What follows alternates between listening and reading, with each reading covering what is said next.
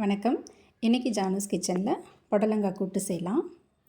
நான் அதுக்காக ஒரு 3 டேபிள் ஸ்பூன் அளவுக்கு கடலைப்பருப்பு, 1 டேபிள் ஸ்பூன் பச்சைப்பயிறு, 1 டேபிள் ஸ்பூன் துவரம்பருப்பு இதெல்லாம் நல்லா கழுவிட்டு குக்கரில் சேர்த்துக்கிட்டு தண்ணி சேர்த்து ஒரு சிட்டிகை மஞ்சள் தூளும் கொஞ்சமாக எண்ணெயும் சேர்த்துருக்கேன்.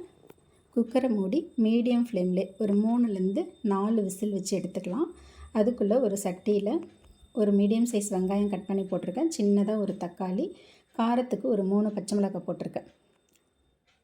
புடலங்காவை ரவுண்டாக கட் பண்ணி ஒரு கப் அளவு சேர்த்துருக்கேன். இப்போ இந்த கூட்டுக்கு தேவையான அளவு உப்பு சேர்த்துருக்கேன். கொஞ்சமாக மஞ்சள் தூளும் சேர்த்துருக்கேன். இதில் தண்ணி ரொம்ப சேர்க்க வேண்டாம். ஒரு அரை டம்ளர் அளவுக்கு தண்ணி சேர்த்துட்டு நல்லா கலந்து விட்டுட்டு இதை மூடி இதை மீடியம் ஃப்ளேம்லேயே குக் பண்ணிக்கலாம். இப்போ நமக்கு பருப்பும் நல்லா வெந்துருச்சு.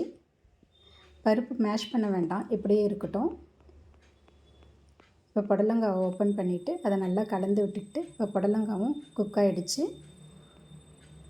இப்போ நம்ம வேக வச்சுருந்த பருப்பெல்லாம் எடுத்து இதில் சேர்த்துக்கலாம். குக்கரை வாஷ் பண்ணி கொஞ்சமாக தண்ணியை சேர்த்துக்கலாம்.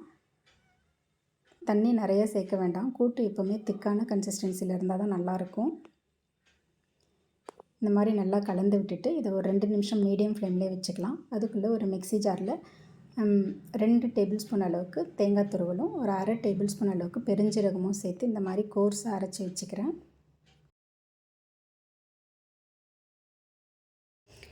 இப்போ புடலங்காய் பருப்பு எல்லாம் ஒன்று சேர இழைய வெந்துருச்சு.